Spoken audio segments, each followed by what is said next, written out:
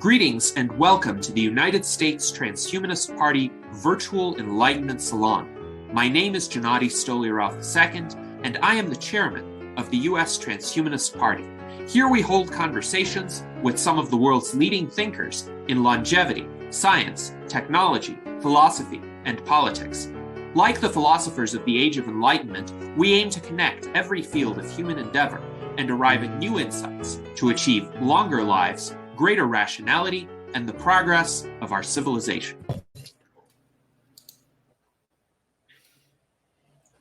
Greetings, ladies and gentlemen, and welcome to our U.S. Transhumanist Party Virtual Enlightenment Salon of January 7th, 2024, our first salon of the new year.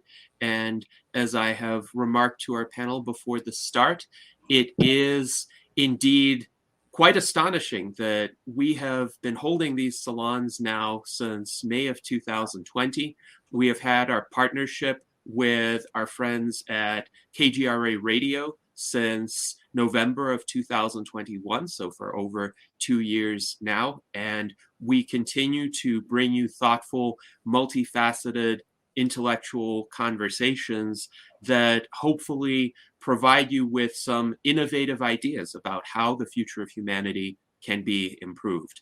And today will be just such a salon. Joining us is our distinguished panel of U.S. Transhumanist Party officers, including our Director of Visual Art, Art Ramon Garcia, our Director of Longevity Outreach, Ben Ballweg, our 2024 U.S. Vice Presidential Candidate, Director of Community and Citizen Science, Daniel Tweed, and our Legislative Director, Jason Geringer. Welcome to all of our officers. And our guest today is David Patterson, whom many of you know as a recurring guest on our Virtual Enlightenment Salons. He first attended in September to speak about his concept of active communities, and then we had a debate in November between David Patterson and David Wood on the future of technological progress. And now David Patterson returns to discuss the idea of social learning groups and how people all over the world can harness this concept and better themselves in an age of increasingly abundant resources and opportunities, but perhaps one where people need more structure in order to take advantage of those opportunities. So, David, welcome once again, and please tell us about social learning groups. Thank you, Gennady. I also want to thank the panelists and viewers who are with us. I look forward to your questions and to an interesting discussion about social learning groups. Social learning groups are groups where people meet to learn or engage in personal development. It's a coincidence that we're talking about this at the start of the year, but it's appropriate since participating in social learning groups can be a great way to help people achieve their New Year's resolutions. Most New Year's resolutions involve some sort of self-improvement, learning, or personal development goal. Social learning groups can help with all of those. I want to talk about the benefits of these groups and how they're relevant to transhumanists and the United States Transhumanist Party. And that's, at the same time, I'll talk about the 3 different types of social learning group. One type of group is called a personal development group. It can be based on any self-improvement book, such as a book about improving health and longevity. Health and longevity are topics of interest to transhumanists, while at the same time having a wide appeal that can make starting a group more practical and sustainable. 2 other types of social learning group are online learning groups and self-study groups. These can be focused on any topic covered by any online course or book. Books can include books about transhumanism as well as any political subject. Unlike active community groups, which I spoke about in a previous Virtual Enlightenment Salon and which are designed to appeal to as wide an audience as possible, social learning groups are independent groups and can focus on specific needs and interests. Active community groups support the development of social learning groups and encourage people to participate in these groups, but social learning groups can be started anywhere, even where there's no active community group, and they are faster and easier to start. Just as a reminder, in my previous one of my previous appearances on the Virtual Enlightenment Salon, I talked about active community groups. What they are is they are community groups which promote improvements in health, prosperity, and education for individuals and communities, and they use social engagement, motivation, and morality to facilitate those improvements. Active community groups meet every 2 weeks. Members are also encouraged to participate in action groups to focus on specific things to improve their lives. The personal development group is an example of an action group. The other two types of social learning group can help active community members reach their educational goals. But once again, I want to emphasize that social learning groups can be started by anyone at any time, anywhere. They are not directly tied to having an active community group. Now I'll talk about the benefits of social learning groups. The idea of social learning groups is to add a social component to learning and personal development that you would otherwise not get on your own by reading a book or following an online course. The benefits of learning as a group including learning better, staying motivated, and improving your health. Improvement in mental and physical health happens independent of the subject matter of the group. That's because social engagement on its own has been proven to improve mental and physical health. In studies of drugs for mental health, for example, the placebo effect often works as well or better than the drugs being tested. Data about placebo benefits tends to be discarded and ignored since drug companies can't charge anything for the placebo effect. Being cared for, taking action to care for yourself, being listened to, along with social engagement, all contribute to this health improvement. Studies of social engagement have shown improvements to longevity, mood, immunity, and cognition. The name social learning group comes from the concept of social learning. We learn better when we discuss our learning with others and when we teach or share what we learn with others. Learning or working on self-improvement with others can be a source of inspiration, encouragement, and accountability. Group engagement has been shown to improve adherence and performance in exercise and diet programs, for example. Now I'll go into a bit more detail about each of the types of social learning groups, starting with personal development groups. For a personal development group, you can use any type of self-improvement book, any self-improvement book. Sections of the book can be read silently during the meeting. Some people have already read the book or will be at a different part in the book in their personal reading, so a review is always beneficial. That reading alternates with discussion on plans to apply the concepts and a discussion of what has worked for group members in the past.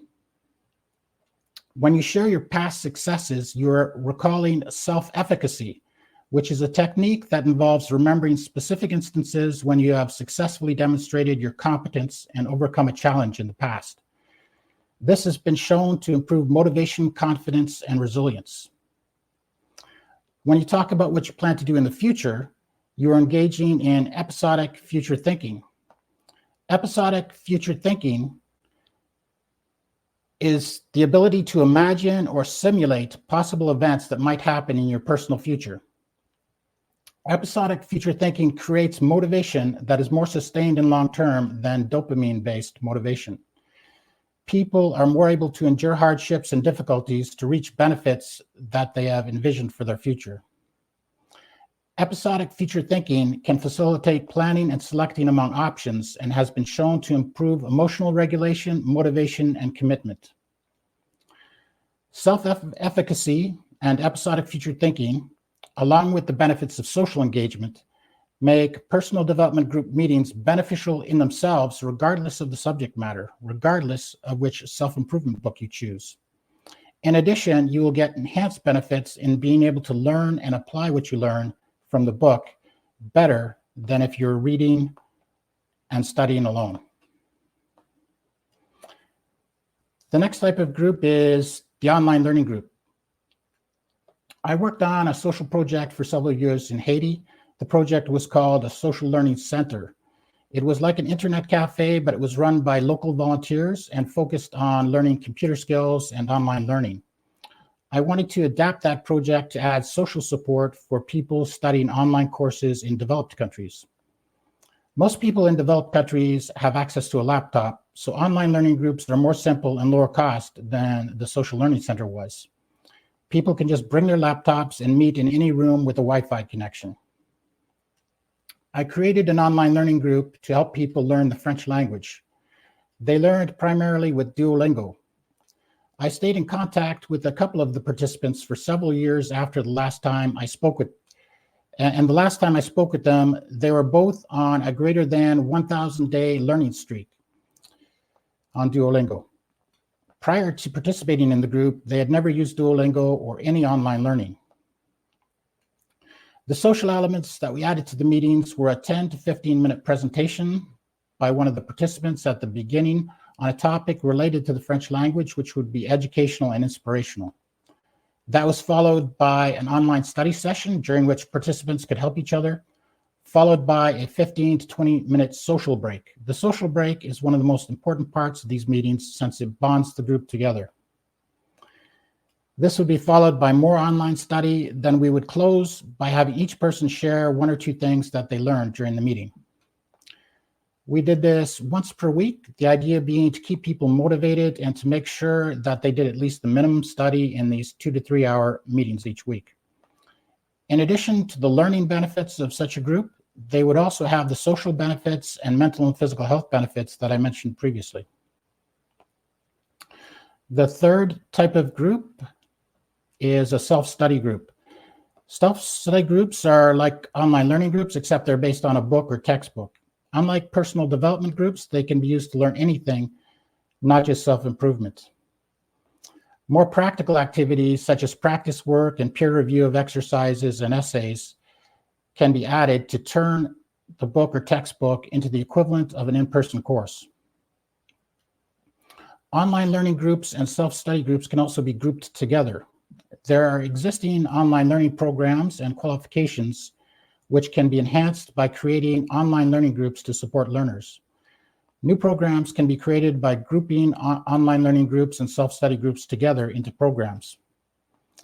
To ensure continuity and coordination, it is a good idea to have a board of directors for any series of online courses for which you want to create online learning or self-study groups. It's also possible to group together related personal development groups to create a more comprehensive program of self-improvement.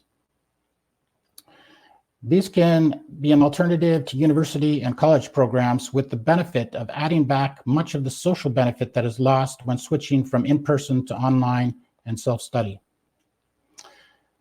In conclusion, social learning groups are easy to start. They have amazing social and health benefits, and it's easy to start one yourself. For more information, you can go to the website sociallearning.group. Thank you.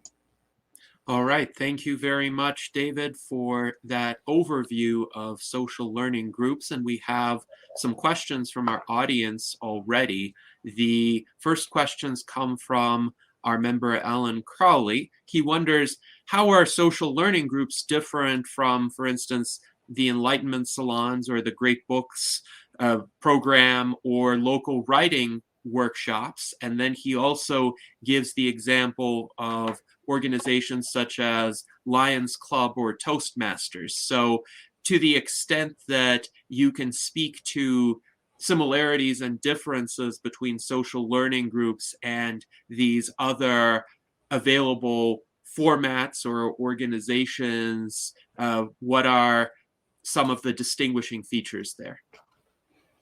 Thank you, Janetti. The difference does quite a lot of things, so I'll try and go through as many as I can.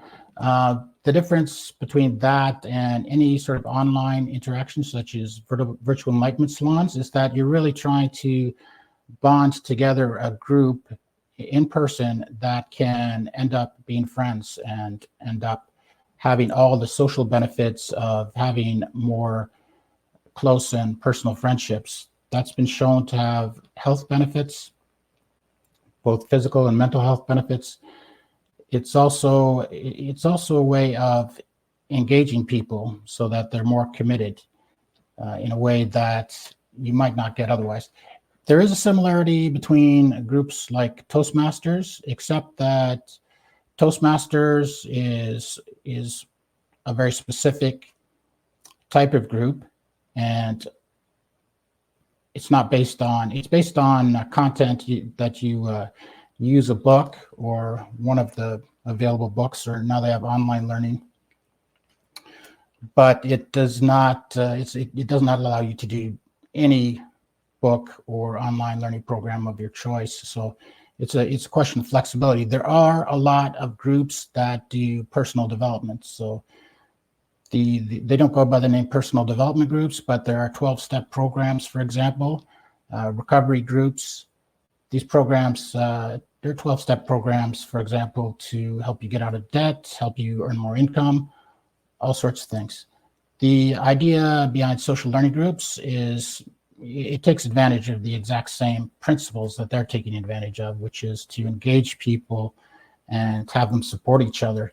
It just gives you more options for what you want to do with that group. It's very easy to start a social learning group. It doesn't really cost much, or sometimes not anything, depending on the cost of renting a room to meet. So it's really just a matter of promoting that concept and generalizing it. All right. Thank you for that response, David. And Alan has replied. He says, check, I like the distinction of the social learning groups being in person. And he does have a follow-up question. He states, this seems to be developing a classification for what some people already do and a few new formats for that class of group. Is that an accurate assessment, or is there a distinction? If so, what would be that distinction? I think he's referring to the fact that there are people who meet in ways that would indeed contain many of the elements of a social learning group and have many of the same purposes already. Thank you for that question.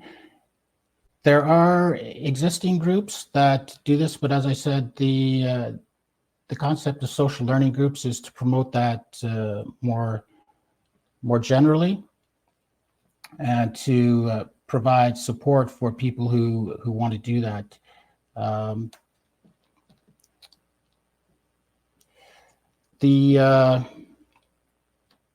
sorry, Janetti, was there something more specific in that question? Yes. So essentially, he was wondering, is there some like completely new element that you're introducing with the concept of the social learning groups, or are you trying to generalize a practice that already exists but maybe might not have been identified by that particular name or as systematically as you have done? Right. So there are people who have gathered together to support each other using a self-help book as a basis. That tends to be a fairly random process, though. What I would like to do is get people support in doing that kind of thing and encourage them to do it. So through my other project, Active Community, that's something we're going to do, is encourage people to start these social learning groups, particularly the ones that are personal development groups. There are personal development groups, as I said, like the 12-step programs that are not based on a book. They do have a book as well, but the book is secondary to the actual meetings, and it was based on the meetings. But probably the most unique aspect of this is the online learning group. I know of personal development groups that have formed around books or around groups, but there's a lot of online learning that's become available over the past decade, and people tend to just study online, and the opportunity to add back social engagement to that is something that I haven't seen. So the online learning group is the most original component, and that's the one that I've actually implemented. The others I am basing on what others have done. So the online learning group is innovative in the sense that it is focused on online study, but there is this in-person component of social interaction that reinforces what people are learning. And instead of people just learning purely on their own, they're essentially creating a small community around that learning endeavor that persists into the future and helps people with achieving their goals. Yeah. People who study online learning tend to easily disengage from it, or it can be because they don't understand how the online learning interface works. And so being in a room with people at least once a week where you can turn to the person next to you and ask them how it works, or ask them a question about the content, that's very valuable to facilitate your use of those online learning systems. It's also, you also get social interaction that you don't get with online learning. There's a lot of advantages to being on campus at a university studying. There's the fraternities, there's social engagement with social organizations. So it's a way of bringing some of that back so that online learning can become more like in-person learning, and you get some of those social advantages. You're able to establish friendships, you're able to continue, you're able to be more motivated. There's also the aspect of structure, just having that at least once a week meeting. You can study more on your own, but at least you get together once a week and it keeps you going, and then you get motivated.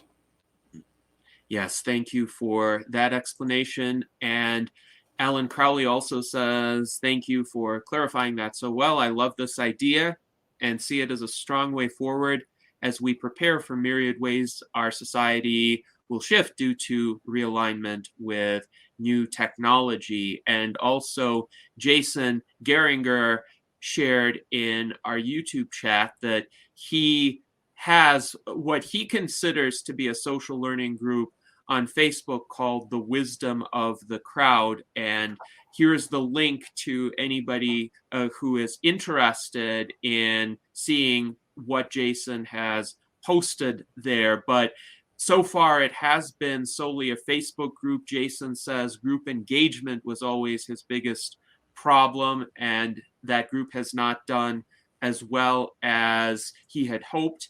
He started it with opinion polls. He has lessons on the Facebook group, and with the opinion polls, the group can help to control what is in the educational curriculum.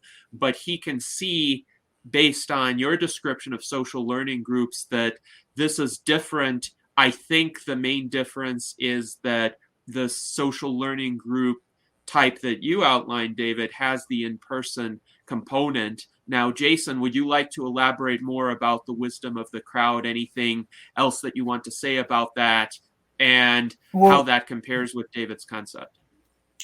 Yeah, when I first started it, I was really concerned with disinformation, and it was back during the time when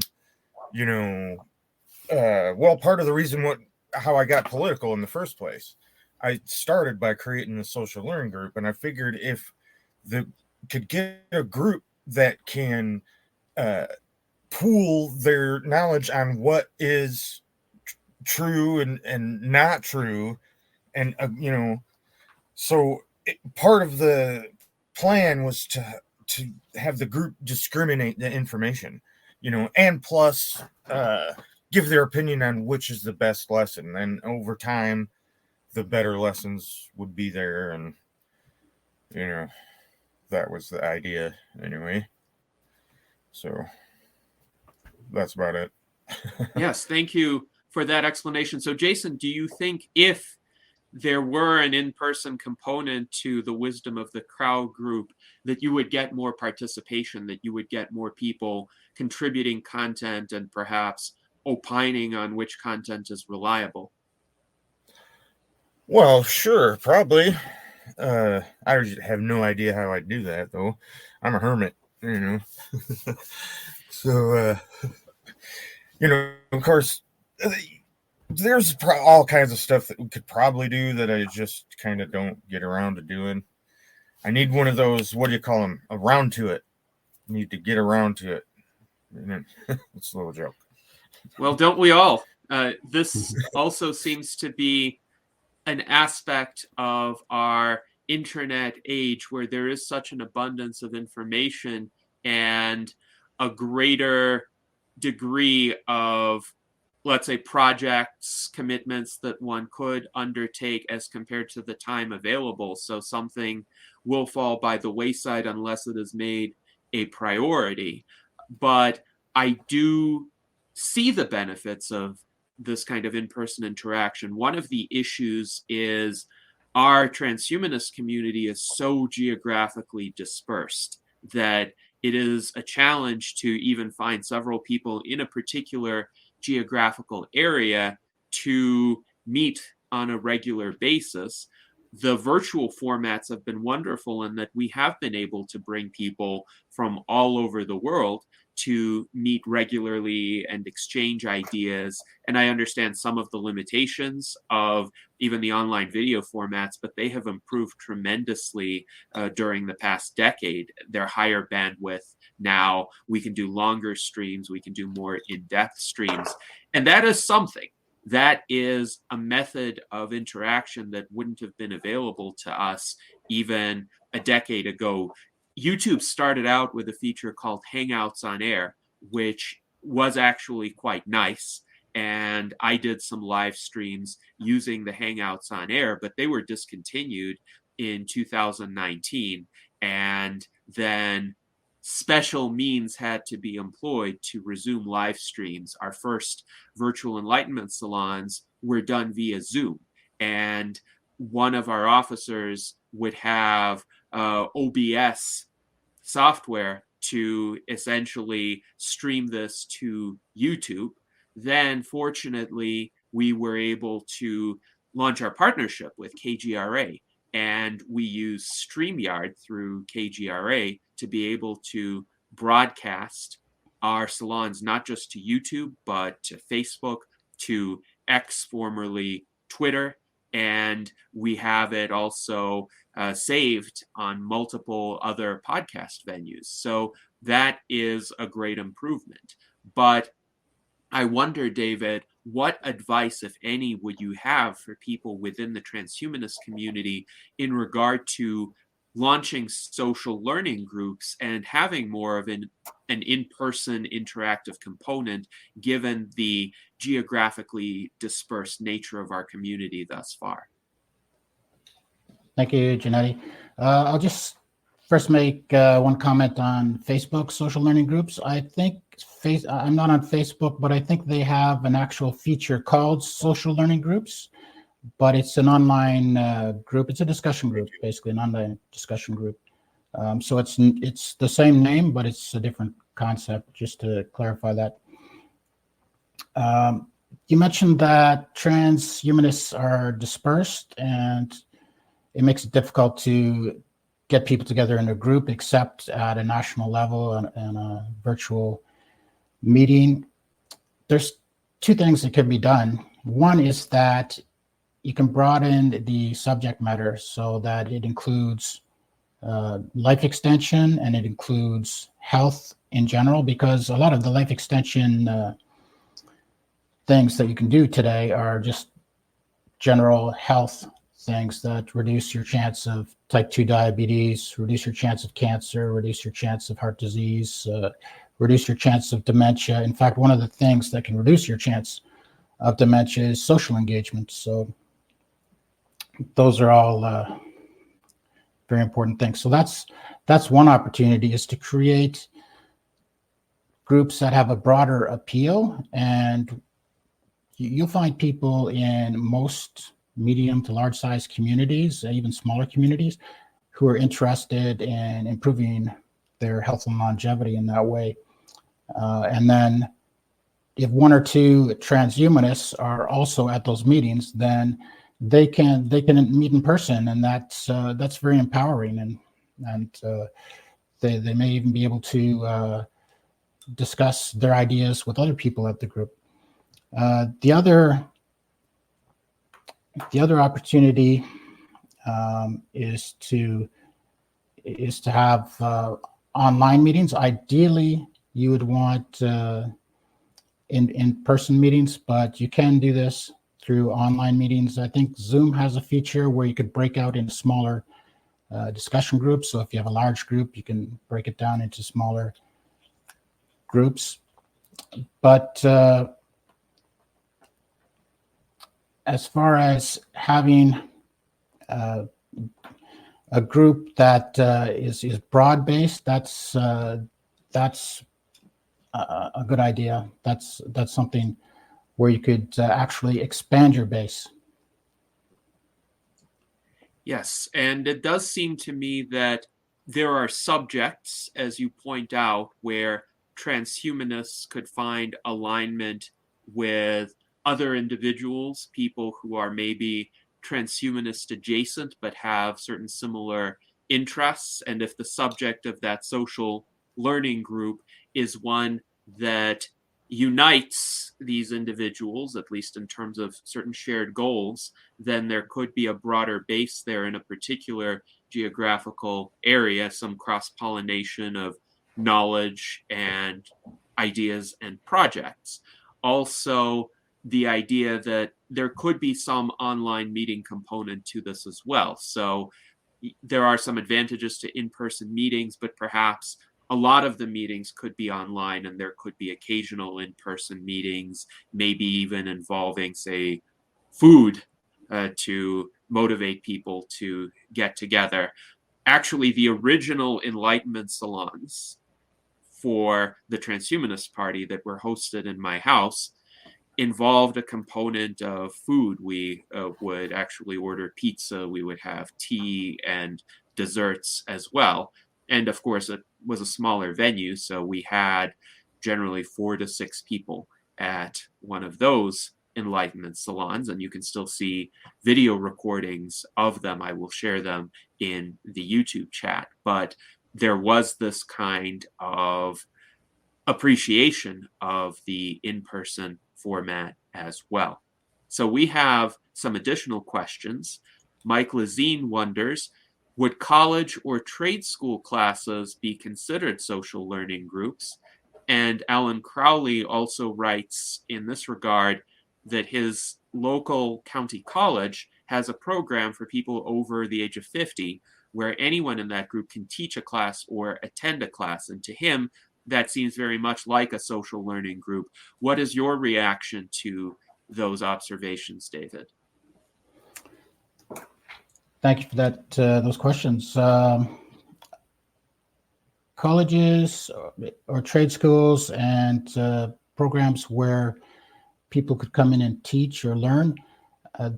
I don't know what the social component would be to that, but I do know that a lot of universities have added a social component to their learning. For example, one example was in the 1970s. They noticed that Blacks and Hispanics who went to, I think it was Berkeley in California, they were failing out of first-year calculus at an alarming rate compared to whites and Asian students. The interesting thing is this was before a lot of affirmative action started to be brought in. So these students who were failing out, they qualified to get in. They met the standards. They were successful at high school. They had the marks to get into the university. So there was a study done to find out what was going on. And what they found was that particularly the Asian students would get together in groups. They would study together, and they would not only learn the content together, they would learn how the system works, how to go to the meetings with the professor to get more help. And they would also get the feeling that when they came across a question where they didn't know the answer, they would know that it was because the question was difficult. It was not because they were stupid. So people individually, they feared that maybe it was just a stupid question, so they're scared to ask. So what they did is they brought in a program. I've forgotten the name of the program, but it's now widely used in universities. And it essentially puts people together into groups with a teaching assistant, and there's very little or no instruction in those groups. They actually give them problems more difficult than they will get on their homework. And whether or not they solve these problems isn't the point. The point is that they will learn how to do these difficult things, and that will make their homework problems even easier. And so that's a way in which a college or a tech trade school or anything can add a social component that will make the learning better. And the results were quite dramatic. It significantly improved the results of the Black and Hispanic students. Yes, thank you for those responses, David. And I also wanted to share the links to the first 3 Transhumanist Party Enlightenment Salons, which you can watch in a combined stream, as well as the 4th and 5th Enlightenment Salons. These are the components that we recorded, but there were also informal components, like when we were eating meals, where we had the opportunity essentially to socialize, provide updates on our respective endeavors. And the original Enlightenment Salons also, of course, were held in person in the 18th and early 19th centuries, because they didn't have virtual sessions or the ability to host those, but they were essentially the highlights of the social life of certain segments of the aristocracy and the upper middle classes, the rising industrial class as well. And people were able to discuss philosophy, history, math, science, contemporary events.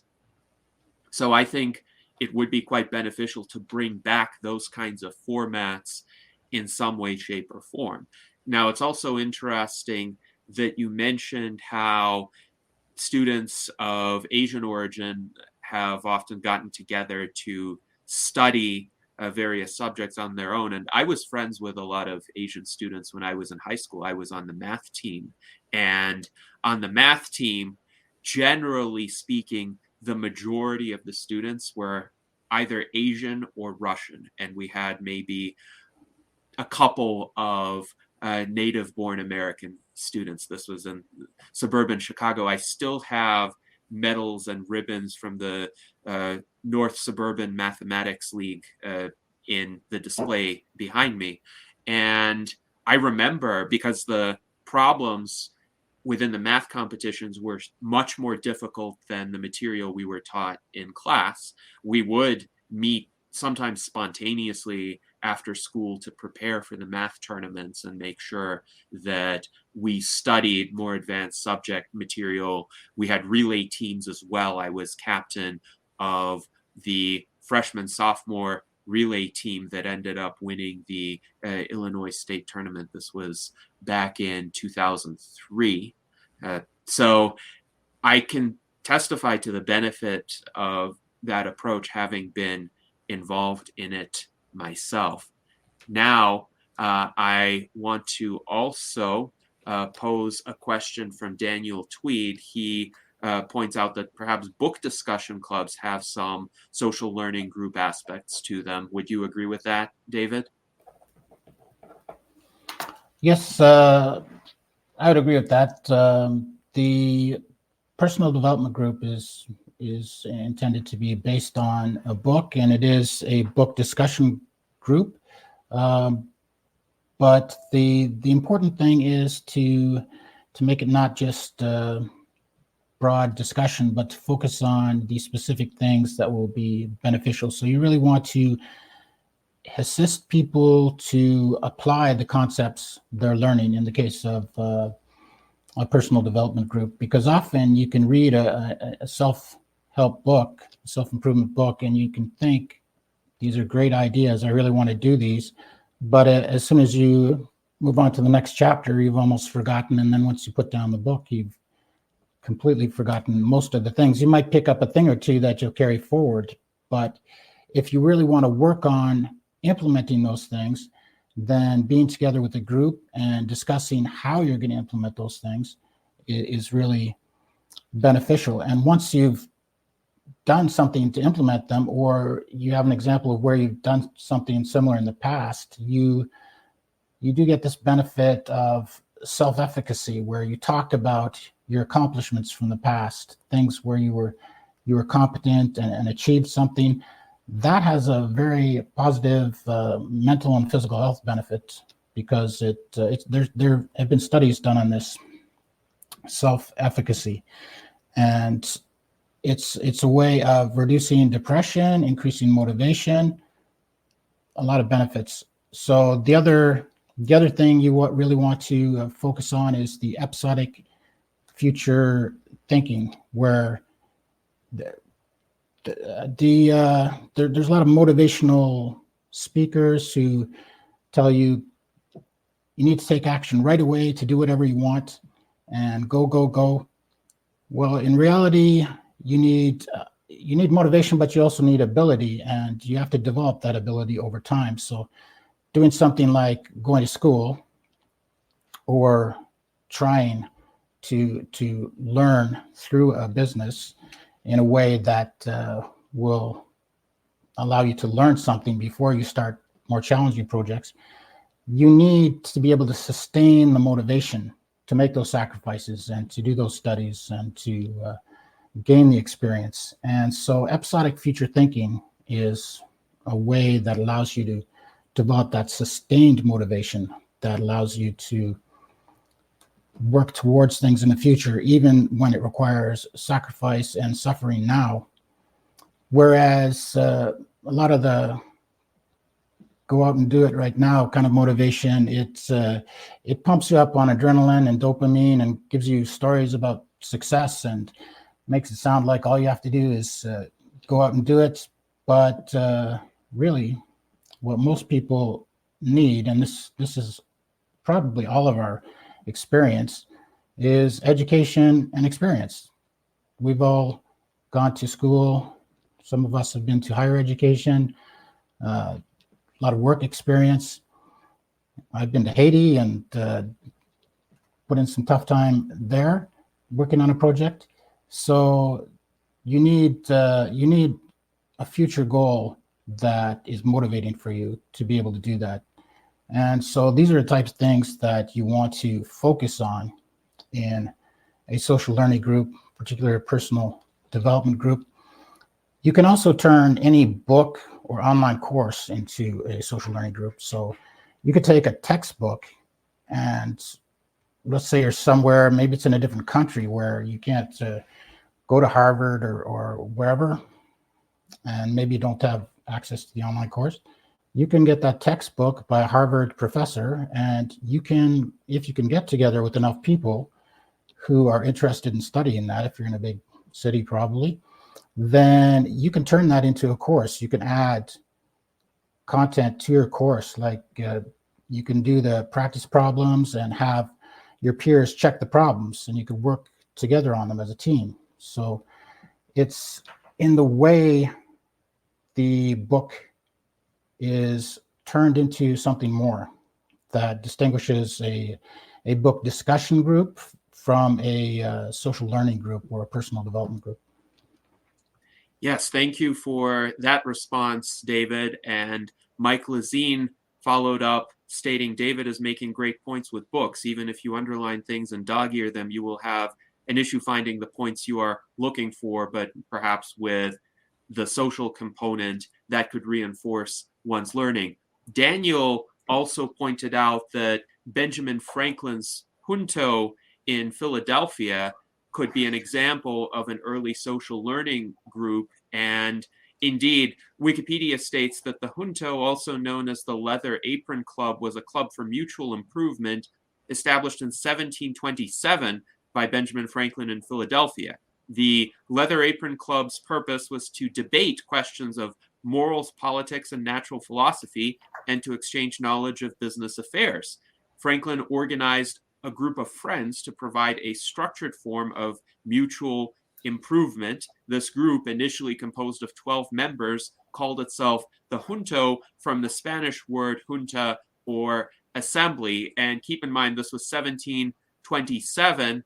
Franklin was born in 1706, so he was 21 years old when he organized the Junto, and it was a group of young men, up and coming young men at the time, who essentially banded together to discuss intellectual subjects, but also their practical application, because they were seeking to make their way up in the world. So, David, do you think this was an early example of a social learning group, contemporaneous with the Enlightenment salons, by the way?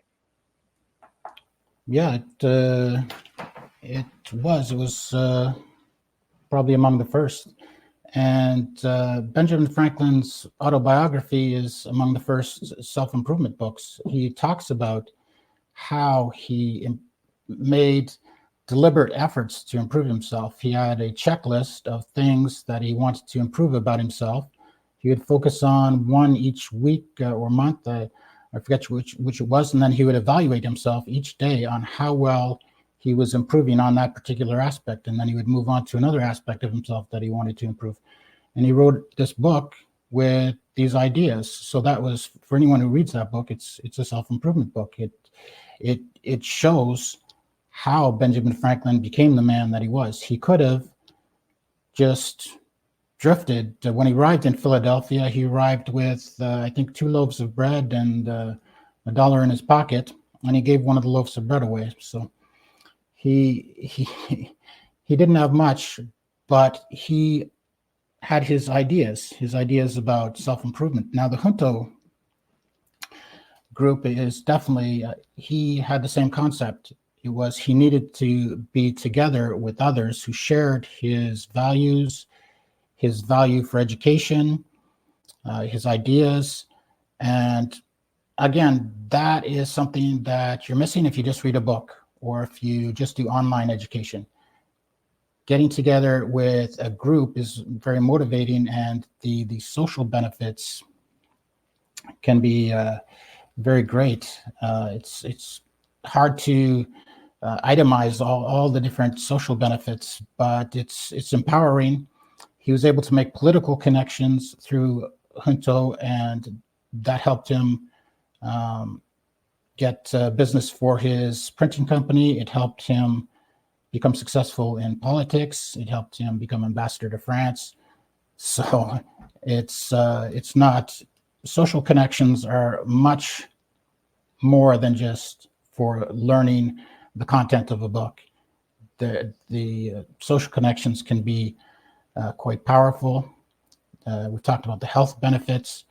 So yeah, Benjamin Franklin, he was first in quite a lot of things. He was a scientist as well as a diplomat and politician. And he wrote one of the first self-help books. And Yes, formed one of the first self-help organizations or social learning groups, essentially. Mm-hmm.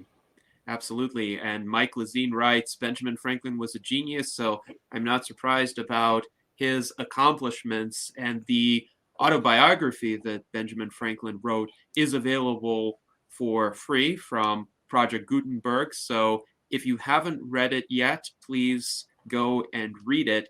I remember reading it when I was 20 years old, so close to the age when Benjamin Franklin founded the Junto. And I found it both quite inspiring and quite useful in terms of the structures and the approaches that Benjamin Franklin pursued toward self-improvement. So definitely a great parallel there to what you're trying to achieve with social learning groups, David. Now, Daniel Tweed wonders if there might be a concern, perhaps, with some of the out there conspiracy theories like QAnon and flat eartherism, and could there be people who get together in a social learning group format to discuss those subjects and maybe reinforce some delusions or misinformation or conspiracies that have no relation to reality? And if so, how can that be counteracted? Is there something about social learning groups that might actually prevent that or lead to a greater likelihood of the truth coming out instead of these theories based on misinformation? It's a good question. Thank you, Daniel. The what I discussed in one of my previous appearances on Virtual Enlightenment Salon was active community, and that's more of a group where it's open to everyone, and you want to be apolitical as much as possible in order to get as many people to participate from a community. The advantages of that kind of group are that it actually works against political polarization and conspiracy theories, because you're talking to a broad group of people who are probably not going to agree with your ideas, especially if they're wrong. There are some conspiracy theories that are true. So, it all comes out as part of open debate. We work through these issues and people can learn more and make better decisions. What's a real problem is that online it's been very easy to organize ourselves into echo chambers on social media. In fact, the social media algorithms actually automatically organize us into echo chambers because they feed us posts that reflect our views and that we're likely to interact with in a positive way, which people will if it confirms their biases. So anything that will get people out into the real world where they're with other people and discussing issues will be beneficial, even though, unlike active communities, social learning groups can focus on very specific topics, and it could very well end up being a conspiracy topic. I should point out that social learning groups will not be directly associated with active communities, so anyone can start one on any topic. So the topics are not going to be approved in any way prior, and I think that's a good thing. That's free speech and free association, and hopefully, just by getting out into a group with broader beliefs, at least in some sense, will help people to think through what they're thinking about, and at least it would reduce radicalization. I hope there are people who, when they're isolated, come up with some very extreme ideas, and we saw that with QAnon. There were some physical attacks. We've seen that with other things. So just getting out with a group of people, even if it's a group of people that is focusing on your particular interest, they're going to help you to avoid those more extreme ideas, because they'll just tell you that's a bad idea. Don't attack people. If you're a QAnon supporter, fine, but most people who are QAnon supporters are not going to support violent action or anything like that. So even those smaller groups that are more focused on a particular issue, I think there will be a moderating effect for extremism, and you do get the benefit of the social contact, which is just gonna. Some people get overstressed, they get depressed, they get totally hyper focused on an issue, and the social benefit will help to calm that down. Yes, thank you, David, and I definitely hope that would be the case. Daniel also clarified that he should have used a term like disinformation echo chamber, which would be more precise than conspiracy theory, but I think we all know what Daniel meant. with expressing his concern. Now, it's interesting, too, on the subject of Benjamin Franklin. We've had a lot more feedback as well from our friend Matt Richards, who writes that he was a great character far and away before his time. He envisioned a world where technology will change humans one day. And Mike Lazine actually wondered whether Benjamin Franklin could be considered a transhumanist. He is definitely a proto-transhumanist. He would have been a transhumanist if he had been alive today. But if you consider these words from Benjamin Franklin, the rapid progress true science now makes occasions my regretting sometimes that I was born so soon. It is impossible to imagine the heights to which the power of man may be carried over matter in 1,000 years. We may perhaps learn to deprive large masses of their gravity and give them absolute levity for the sake of easy transport. Agriculture may diminish its labor and double its produce. All disease may by sure means be prevented or cured, not excepting even that of old age, and our lives lengthened at pleasure even beyond the antediluvian standard. And this I didn't know he said that. Oh, absolutely. This was written in the 1780s, and he essentially forecast these changes over the next millennium. Now, everything that he wrote about for now, except for the cure to old age, has actually come to pass. So, for instance, easily transporting large masses. Well, we can do that now. Or doubling agricultural produce. We have more than doubled it.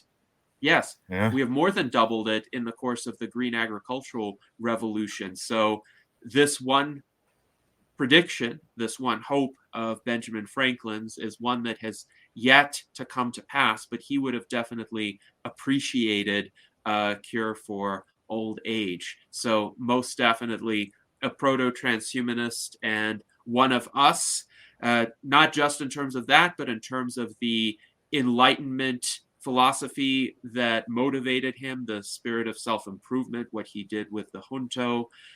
All of those are strong parallels. So now Mike Lazine also points out that artist communities might also qualify in this regard as social learning groups when artists talk to each other about one another's works and the background surrounding them. And Art Ramon writes that art functions are his second in-person meetings. So, David, what do you think about that? Can artistic communities also be social learning groups?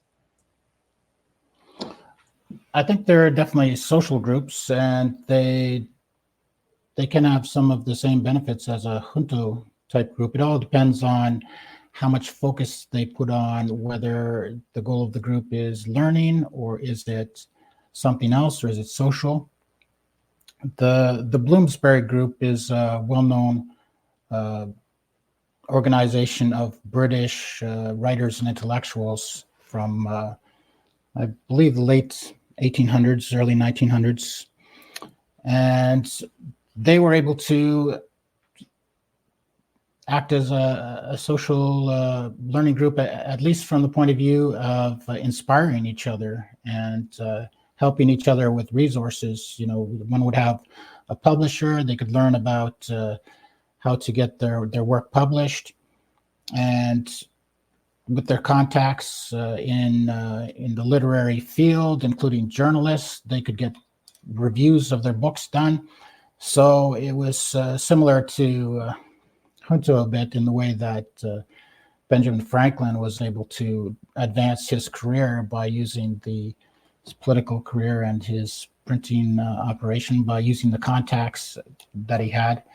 So, I mean, what I'm proposing with social learning groups is something much more simple, which anyone can benefit from, particularly the health benefits, but you can focus a group on prosperity or any sort of self-improvement thing, any learning that you want to do. If there's learning that is important to you, but there's no program or course on it, you can just find a book on that topic and make that the basis of your group.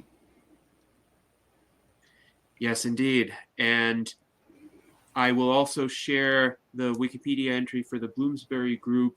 This one met in the early 20th century. So Wikipedia states that the Bloomsbury group, or Bloomsbury set, was a group of associated English writers, intellectuals, philosophers, and artists in the first half of the 20th century, including Virginia Woolf, John Maynard Keynes, E.M. Forster, Vanessa Bell, and Lytton Strachey. So a very interesting group of individuals there.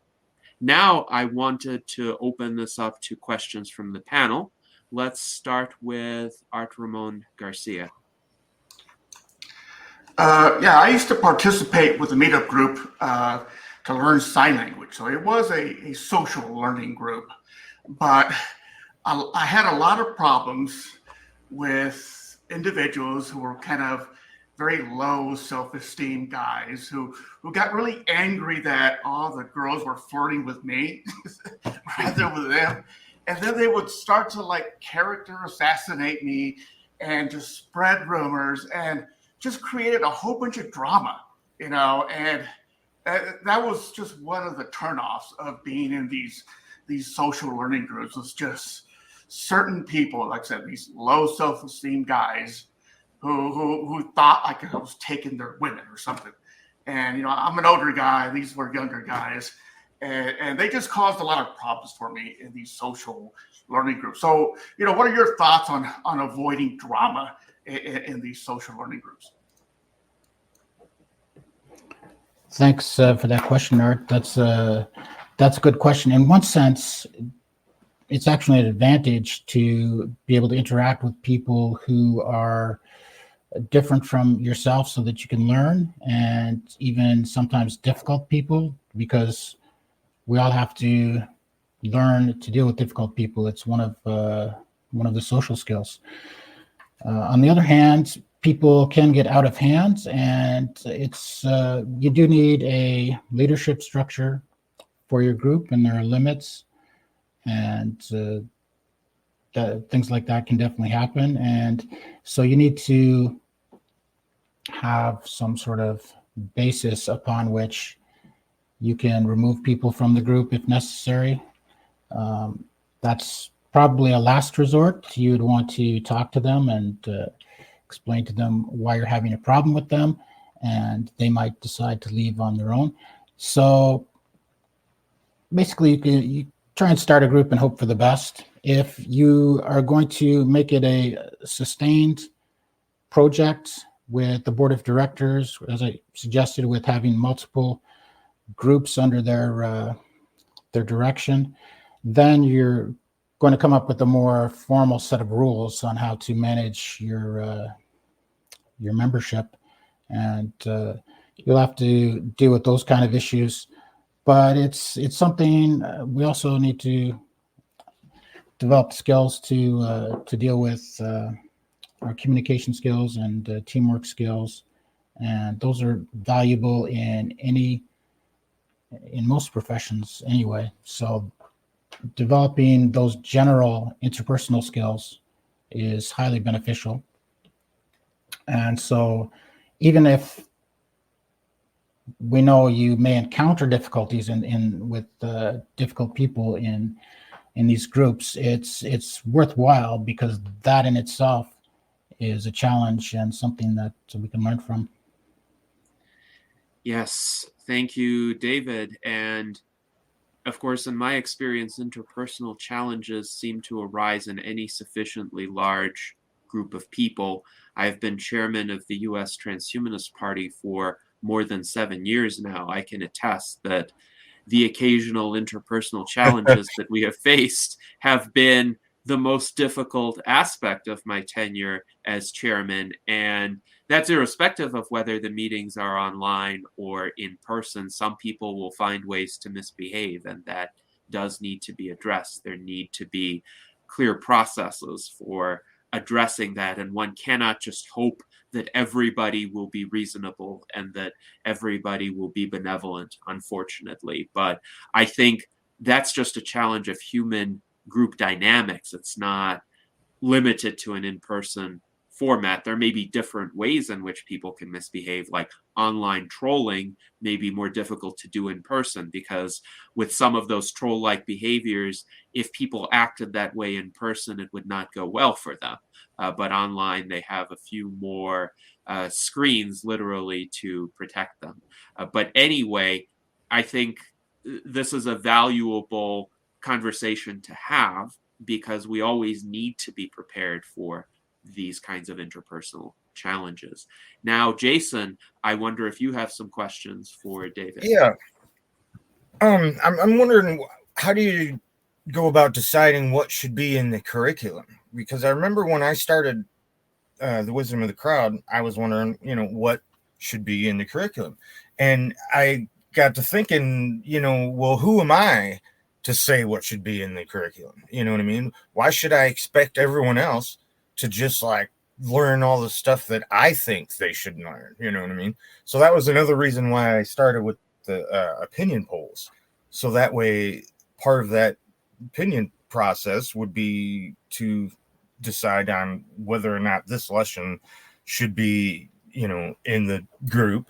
Should it be in the required learning, unit or whatever, and stuff like that. So I'm curious as to how you set up what should be in the curriculum.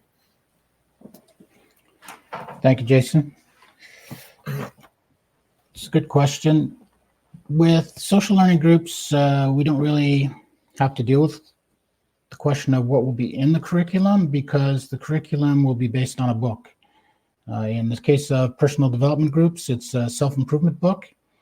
In the case of self-study groups, it can be a textbook or any book. If you want to study the research papers of Albert Einstein, you can set that as the topic of your group, and you may find some people who have an interest in that, and then you can get together and do that. So it's your curriculum is guided by a book or an online course. As I said, you can group together multiple books or online courses into a program. But in the case of, for example, a personal development group where you wanted to have multiple books, multiple options, it would be up to each individual, their choice of which of those courses they wanted to study, unless they wanted to sort of commit to a complete program, which was a series of books. So that's how the question of curriculum is handled. It's already determined by someone who has created an online course or a book, and often by creating that and having an audience for that, they have shown that there's an interest in it and a demand for it. So you don't have to worry so much about, are you going to find people interested in it, because the market test has already been done. Whereas if you're making up your own curriculum, there's really no way to know how successful that will be, how that will appeal to your audience. Yes, thank you for that response, David. And yes, for established curricula, there is more feedback already, and perhaps an easier way to gain a critical mass of participants, because they essentially know what they're getting into. But on the other hand, there are emerging subject areas or perhaps topics of particular interest where a structured curriculum has not yet been created. For instance, I've been considering creating a curriculum on transhumanist leadership to teach more people some of the lessons that I have learned in the course of my tenure as chairman of the Transhumanist Party, and perhaps help this approach to leadership to scale a bit so that we can grow the USTP and maintain the same kind of high quality interactions that we have had. As Jason just pointed out, a political party is probably one of the hardest kinds of groups to try to hold together. And yes, because people have very strong opinions about politics, and they consider the political questions to be extremely urgent and extremely important to get just so according to their own preferences. And we endeavor to be a big tent here in the USTP, so we need to be able to accommodate these political differences without really laying down a dogma or a very strict party line. At the same time, of course, as transhumanists, we do stand for something. We do have some specific ideas that make us transhumanists as opposed to Democrats or Republicans or just ordinary humanists even. And those distinctions do need to be emphasized. Carlos Nato believes that this is a great idea to have a transhumanist leadership course. And Mike Lazine points out, this is why the Democrats and Republicans go through so many party chair people like it is going out of style. Yes, this is true. I have actually done some research on the history of national party chairpersons in the United States. I am only aware of 3 people within the Republican Party who had longer tenures than I did as chair of the U.S. Transhumanist Party, and none of those served after the year 1940. So that is quite interesting as well, to look back at that history and consider, well, why did the chairman positions change so frequently? It was because there were all of these factions within the parties vying for power, essentially prioritizing their own, let's say, particularist agendas over the consistency of direction of the party. And instead of having the big tent approach, many of them had this very short-term approach. It was about winning the next election. It was about getting their own specific ideas in place. So essentially, the Republican Party, I will correct what I said, only had one chairman, Mark Hanna, who served longer than 7 years from 1896 to 1904. It was the Democratic Party who had 3 chairmen who served for longer than 7 years: William Barnum between 1877 and 1889, James Jones between 1896 and 1904, and James Farley between 1932 and 1940. So the last chairman with that longevity stepped down in 1940. And I do think a greater degree of consistency in leadership can help a party implement its vision, and hopefully we can manage that with the USTP and continue as a big tent. So now let's go to Ben Ballweg for his question to David.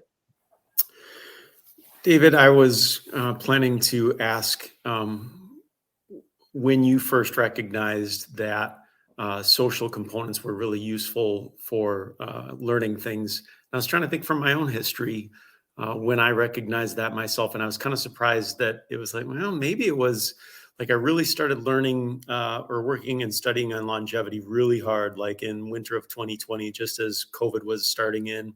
And then I was like, I got to start discussing this stuff with people. And kind of since then, like I almost hesitate to read a book unless I can find someone else that will be willing to discuss it with me, to kind of almost like kill 2 birds with 1 stone before I even read anything, to be like, right, and I'll have a social component with this too. So I wanted to hear your personal story of when you recognized that a social component was so useful for learning something. Thanks, Ben. So I went to college a couple of times. I did not do very well the first time and started doing even worse the second time. So I dropped out. This was in the early 90s when we were having a recession and I could not find work. I had no work experience. It was not good. So as my only option, I went back to college. But this time, I took a new approach. I decided instead of being concerned with learning, which was what always put me off and discouraged me, was that I didn't feel I was learning things that were relevant, and so I'd become unmotivated. I decided to focus on being successful at school, just to show a future employer that I can be successful. And so I did go from terrible performance to getting straight A's in my last 2 semesters. And there's a range of skills that allowed me to do that. But one of them was definitely establishing a social group of other students who were equally interested in being successful. So instead of going home after school and trying to do my own studies, which I would not be motivated to do, I stayed and I would do homework together with a group of students. And the goal was to get high marks, of course. So it wasn't about copying from anyone. We all worked together to learn how to do those problems. And we shared strategies on how to succeed. We learned about past test examples we could study and things like that. We learned that we could appeal our marks to the professors, a strategy which I used once to get a C changed to an A in a particular course because the professor had just not correctly recorded a couple of my assignments. So once you focus on actually being successful, it's possible to do it. And definitely one of the strategies was to connect with a group of people who are interested in learning. And I've used that ever since. Wherever I have been studying something, is to try and connect with other like-minded people, the top students in the class, essentially, who are equally interested in being successful and getting the maximum results from the program. And as I explained with the program they had at Berkeley, they developed there to help students with calculus. It was very similar to that. It was just self-organized. And so that's where I first started to realize the power of social learning groups. Since far earlier, growing up in the suburbs of Toronto, I realized the great lack of social engagement in the community. So my goals to establish greater social engagement through active community and social learning groups started further back than that. But specifically social learning groups, they're an essential component of being successful at any course of study, if your goal is to be more than just a student who gets a pass, if you really want to demonstrate optimal success. Yes, thank you for that response. And I agree, there's a difference between learning to pass a course and learning to actually retain the material. And I think all too often students in conventional educational institutions just learn in order to pass the test and then move on, and they do not retain the knowledge very well. Hopefully with social learning groups, there would be more reinforcement of the knowledge, more ways of applying it that would help it become solidified in students' minds. Alan Crowley writes that he looks forward to the Sunday when a bar in the USA has the USTP Enlightenment Salon on all of their TVs and people hanging out, socializing about the topic of the week. That would indeed be a wonderful world. Hopefully, we can actually get there with persistent efforts, but we need to scale up this model of conversation. And I think the social learning group idea is one that could help us to do that. Matt Richards also writes, what distinguishes the USTP from other parties is that we are fighting for our survival in some way.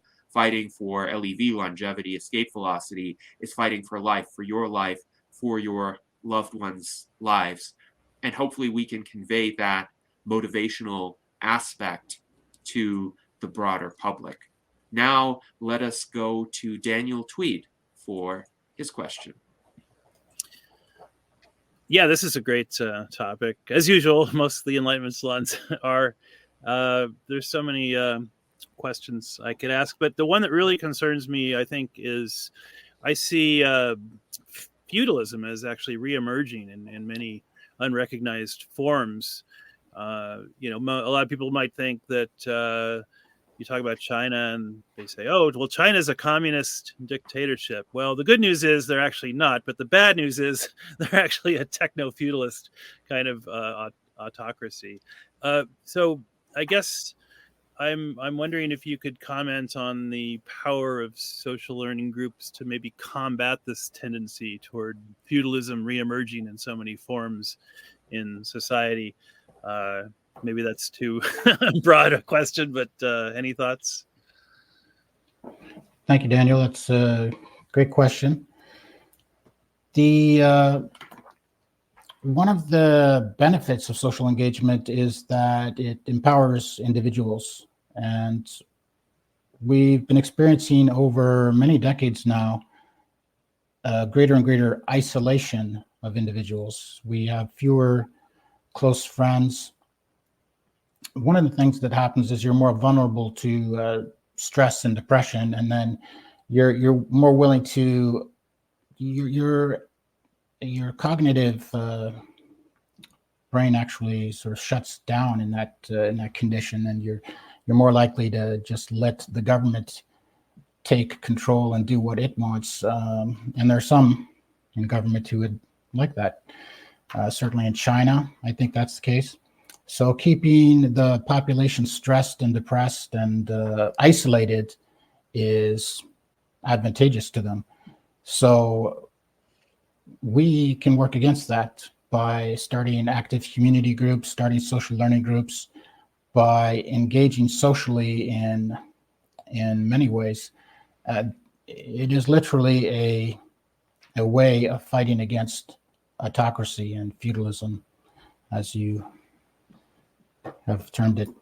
So we have this problem not only in places like China, where I suspect they would never allow an active community group or a social learning group to function. I mean, they may allow social learning groups as long as the topic is specific enough. But in general, when governments are autocratic, they want to discourage any kind of social engagement because they're worried that you're going to be planning things against the government. But also just that social engagement is empowering. It makes you less stressed, less depressed. Just being in the presence of other people reduces your cortisol levels. You feel safer, and you feel more able to think about problems. And when you have people to cooperate with and discuss those problems with, that's very empowering as well. So we're going through a massive transition in our society right now, where there's a flood of new technology, but we cannot solve all problems with technology.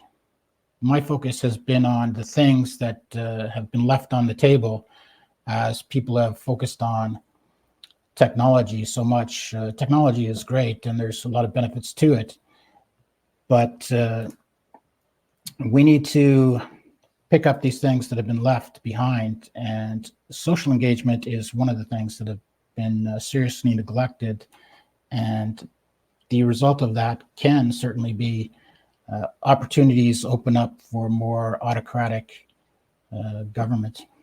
And yeah, that's I something don't think you actually need a social interactive environment to allow natural leadership to emerge. There's a story that an Air Force Colonel, L. Fletcher Prouty, tells about being in the Army. He says, this is the one useful thing I learned in the Army. They dropped off a Bailey Bridge, and they said, you guys, lunch is on the other side of the river. You guys got to build a bridge to get your lunch. And he said what happened was just this kind of, there wasn't any vote about who's going to do what. It's just there were natural leaders that read the instruction. They started like saying, okay, you guys ought to go over there and do that thing. And, you guys should start doing that thing. And, there, in a situation like that, there are natural kinds of leadership tendencies that emerge. So you have to have that social kind of group to allow that natural leadership ability to emerge. So I don't know, would you agree with that dynamic much?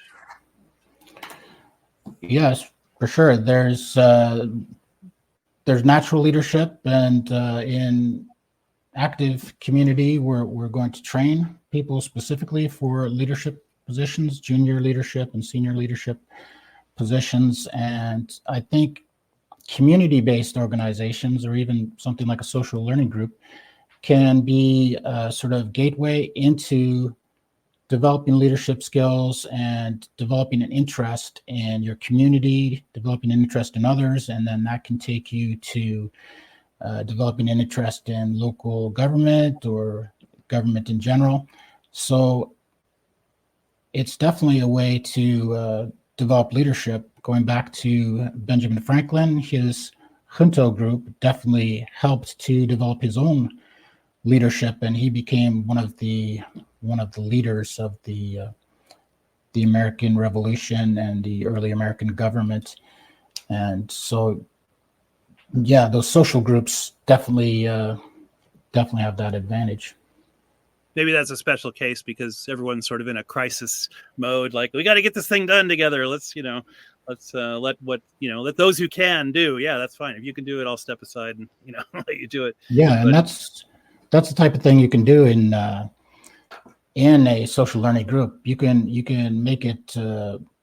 You can add practical elements to it like that. I've mentioned that it's based on books and online courses, but you could theoretically have a program that's more practical. My ideas for reforming public education actually involve transforming it to be much more practical. And in school, if for children, if I had my way, it would be, or if I could encourage people to do it in the way that I think it would be best, it would definitely be better to have things like that, where instead of just teaching kids math and reading and things like that, that you give them a bridge in pieces and say, here you go, and then watch the cooperation develop, which is what they also did in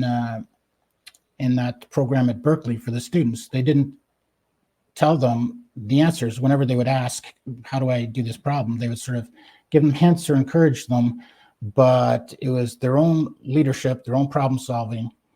They would ask questions, they would help each other. And that's a great social dynamic. It's very rewarding, in addition to the benefits of learning teamwork and leadership and the social benefits. Thanks. Yes. Thank you, David. Yes, those were great answers. And on the subject of authoritarian regimes trying to essentially discourage social connection and mandate a degree of atomization, Celeste Castaldo writes, yes, thank you. Social freedom is a truly democratic system. Oppressive regimes absolutely repress people from connection. And there are examples, for instance, in Putin's Russia, where completely apolitical civic groups have been suppressed, or even groups that were staging spontaneous demonstrations in support of the Russian government, but they weren't organized from the top down, and maybe they didn't get as many permissions as were required to host an official demonstration. But to that kind of regime, it doesn't even matter so much if you support them. If you show initiative that is outside of the approved parameters of the system, you can get shut down because they're afraid of the implications of an empowered citizenry. Now, also, I think back to the lockdowns in March 2020 going through May of that year, and the deleterious impacts that those lockdowns had on individuals' outlooks on life, and the ways in which some individuals' views of the world were distorted as a result of prolonged isolation. And I think back to both the riots that occurred in June of 2020, as well as the January 6th storming of the Capitol. I think both of those events arose out of the social isolation of the lockdowns, and they wouldn't have happened were it not for prolonged periods where individuals were prevented from making social connections. So then these tensions, these frustrations, essentially boiled over into some very destructive behaviors. So hopefully those are some lessons that can be learned to prevent these kinds of events from happening. And Carlos Neto points out that this is not just limited to, say, the Putin regime in Ukraine. All opposition has been banned as well. And indeed, the Ukrainian government has banned opposition political parties. And this is the problem. That part of the world is dominated by authoritarian regimes that wouldn't allow this kind of self-organizing activity that is the mark of free societies. So Alan Crowley has a question. How does having a use or purpose objective for the learning help to build cohesive bonds in the social learning group? It's a good question. Thank you, Alan. People seek out meaning, connection, and purpose in their lives. This is one of the most fundamental things we've learned about fundamental human needs. Even they looked at what caused people who grew up in developed countries but who joined terrorist groups in the Middle East. They looked at them and they looked at why they joined these groups, and they were looking for connection, to be part of a group of people who shared their ideas and views. They were looking for meaning, something more meaningful than just their ordinary day-to-day lives. And they were looking for a sense of purpose, something with an objective that they were involved in doing things. And it's probably a commentary on our society that people needed to join terrorist organizations to get that, because we should have institutions in our society that offer us meaning, connection, and purpose. Traditionally, that's been offered by our family on the one hand and work on the other. And for people who go to a church, it's offered by the church.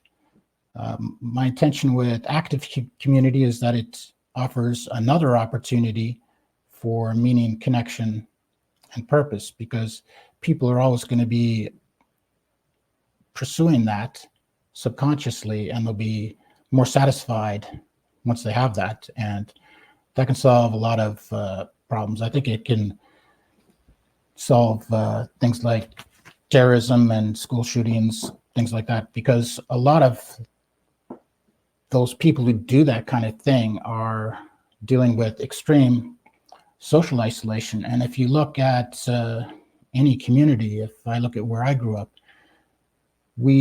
I grew up in a community where there was social isolation. There was no community engagement at all. It was in the suburbs, and in a period of time after which social engagement had been in steep decline for some time. And I think television was an influence on the declining social engagement, but I think government interests might have played a role as well, as we discussed, government wanting more authority and wanting to pacify people, so discouraging social engagement.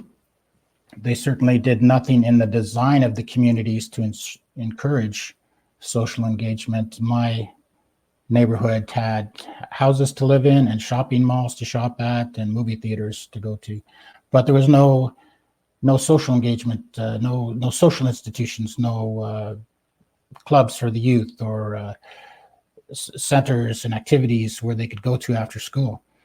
So we do need to create opportunities for young people and adults so that they can develop their sense of meaning, connection, and purpose. And so yes, definitely you want some kind of goal, and then within active community or social learning groups, you have at least some goal to work towards, and then you have a group of people to work on it together towards that goal, whether it's a health, prosperity, or education goal. You can work together on it.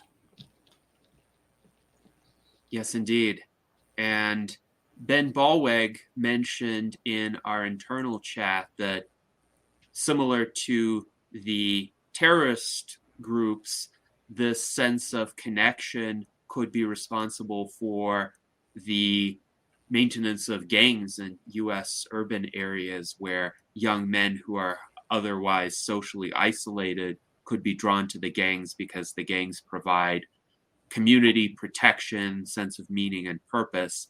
And I would hope that there could be more constructive ways to appeal to people in those situations. Celeste Castaldo writes in response to my remarks that I made great points. Even the US government attempts to go beyond its democratic limits in the world, as many non-democratic governments regularly do. And in response to the hopes that Alan had articulated for the widespread adoption of the discussion of these ideas, we would need to break through this duopoly that we have in the United States, because it does seem to me that the American duopoly wants to discourage meaningful social connection and engagement in intellectual spheres in the same way that authoritarian regimes try to do. It's just the duopoly has not been as successful in doing that yet. But if you consider the ideal relationship between individual citizens and the rest of society that the duopoly wants us to have, essentially, the duopoly does not want us to get to know other people in our neighborhoods or in our social circles, because the duopoly just wants us to receive messages from mainstream media about the causes of the day that we should care about from the Republican standpoint or from the Democratic standpoint. And the duopoly wants us to hate everybody who have different views on those issues. So the duopoly wants us to think that if somebody has a different point of view on abortion or on gun control than the specific media of the political parties are communicating during that given time, then that person is the enemy. That person should be hated. That person should be ostracized. So a lot of people have alienated their friends, their family members because of these disagreements, which really are abstract disagreements. They don't have immediate relevance to these people's lives. And furthermore, even if these disagreements are substantive, there could have been better ways to explore them. And there are many nuances of different people's positions on these issues that could have been explored in a more constructive setting. So I do think there are powerful forces working against this model where people can essentially connect and build up their intellectual skill sets and their intellectual activities. And I wonder, David, if you could comment on perhaps how one might effectively overcome this kind of adversity, both for people in bad circumstances, like the people who might be attracted to gangs or terrorist organizations, as well as the rest of us who are bombarded by bad media influences that want us to be isolated, that want us to be divided. How can social learning groups overcome that? Thank you, Janetti. I think that touches on a core problem that we have in our society, and it's become worse and worse as our social isolation has increased. And that is that back maybe 100 years ago, before the Great Depression, we didn't used to rely on government for many things. I think the total tax burden was something like 10%. It was very low. This was before income taxes. People supported community schools. They paid their own fees to send their kids to school. And there wasn't much they needed from government. There wasn't the interstate highway system. There wasn't a large military. And since the Great Depression and the implementation of social welfare programs and interstate highways and all those wonderful things, we've been increasingly convinced to leave everything up to government. The problem is when you leave everything up to government, then everything gets run in the interests of government and in the interest of industry and finance, which has an influence over government. And then the media is part of that industry, and they reinforce the things that are beneficial to the government and the industry. So the solution to that is to take direct action ourselves and build these organizations like Active Community and social learning groups and anything else that's going to encourage social engagement and empower people to become more informed and involved in their own government and their own problems, solving their own problems, because a project like Active Community is not primarily focused on empowering people to go and run for government. It's primarily focused on saying, look, there's a lot of things we can do to improve our lives that have nothing to do with government. So let's do those things. Let's focus on those things directly and just go ahead and do them. We don't have to wait for government to solve our problems. And we've been waiting for a long time, and we've neglected all these things that we could be doing ourselves that would be of great benefit to us. I mentioned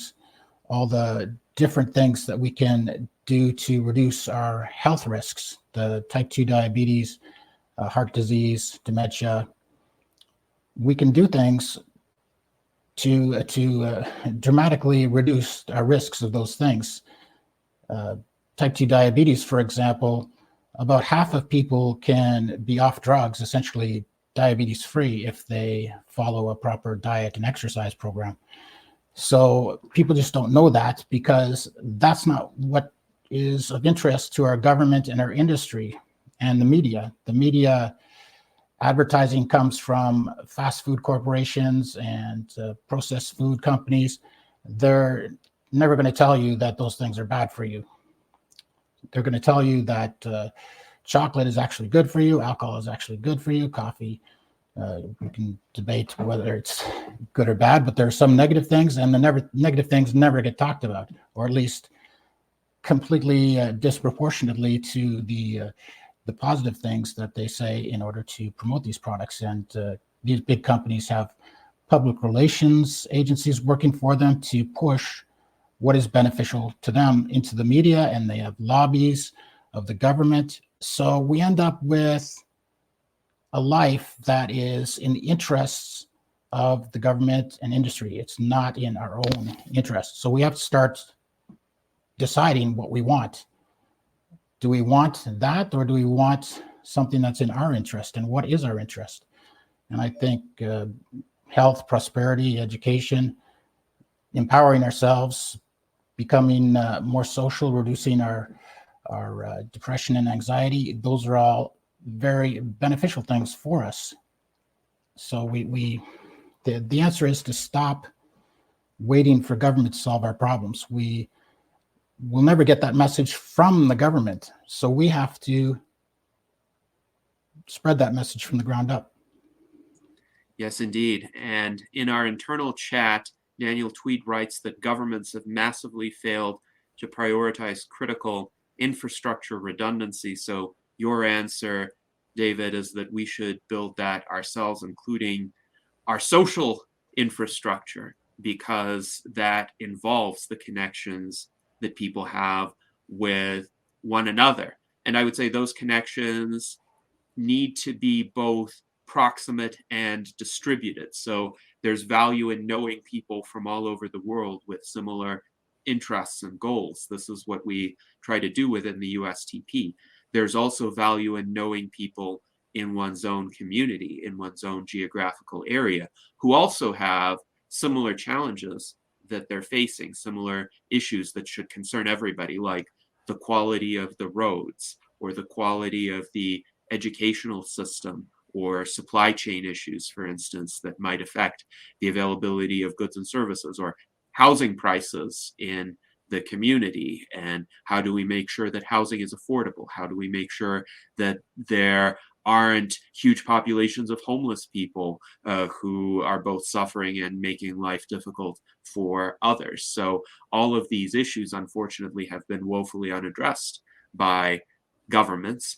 And Celeste points out that at least we in democratic nations have the power to choose our laws. And yes, democratic processes, if they work well, would empower the people to do that. Unfortunately, we have way too many oligarchic processes in the American political system, largely driven by the duopoly and its manipulation of laws and the institution of laws that make ballot access very difficult for minor political parties and make it difficult for the will of the people to really be known. Reforms such as ranked choice voting or proportional representation, or as has been discussed in the YouTube chat, abolishing the Electoral College, could help with allowing for greater representation, a multi-party system, as Alan Crowley puts it. All of those would help, but we don't even have to wait for those reforms. I think an excellent point that you have made throughout this salon, David, is that we can take action ourselves to create these infrastructure redundancies, to create this greater cohesion. So thank you very much for that. And Celeste also says type 2 diabetes can be reversed in early stages. So hopefully there will be social learning groups that address that, and healthy habits more generally. So now we have about 7 minutes left in our salon, and I would invite our panelists to make any closing remarks about the subject of the salon, any other thoughts that occur to them. Let's go to Ben Ballweg. I will try this one. I'll just read it. You've been on a few salons at this point. I know these aren't designed as social learning groups, but they kind of are. I think Alan Crowley kind of had this question already. They focus on developmental topics every week. There's often a presentation, there's a little bit of banter, and we highlight what we learned at the end. Any chance you see that parallel? Might we be able to tailor our salons to be slightly more effective using the principles of social learning groups? I think, thanks, Ben. I think it's possible if you want to hold a meeting that's specifically oriented towards that goal. There are definitely social benefits to social engagement virtually, but there are probably greater social benefits to interaction in small groups where you're working on together to solve a problem, and where you can talk about more personal issues that are going on with your life. So that may be something you don't want recorded and broadcast. So a virtual enlightenment salon would not be the place for that. But you can definitely have virtual groups where you have some goal to sort of brainstorm, or it can be based on a book, and to have a specific purpose and goal in the group. And you can break down into smaller groups to do that. And then that would make it more like a social learning group. Yes, thank you for that, David. And now let's go to Art Ramon. Yeah, I don't think we've talked about like after school religious Bible study type groups. I mean, they are learning their religious, we call it the religious, sorry. They're learning about the religion. And so a lot of groups, there are other groups who sort of oppose this because of, separation of church and state. So they kind of try to do their own thing, say like the Satanic Temple, they kind of do their own atheist program to kind of counter these religious studies that some of the Bible, court things do. So, what are your thoughts on that, on after school Bible studies? Well, if it's an after school thing, it depends on whether it's directly sanctioned by the school. If it is, then it's probably a problem for separation of church and state. But it doesn't necessarily have to be, especially if they pay some fee to rent the room for that time, then it can be completely separate. In general, Bible studies that are done as part of a church or any sort of additional social engagement can be very beneficial and are an example of a social learning group. It's based on a book, the Bible. Often these groups will use another devotional book to enhance their learning. And it's been demonstrated that participation in a church is beneficial to your health. We talked about, I think on a previous broadcast, the blue zones, and one of the blue zones in the world, these zones where people live the longest, is the Seventh-day Adventists in Loma Linda, California.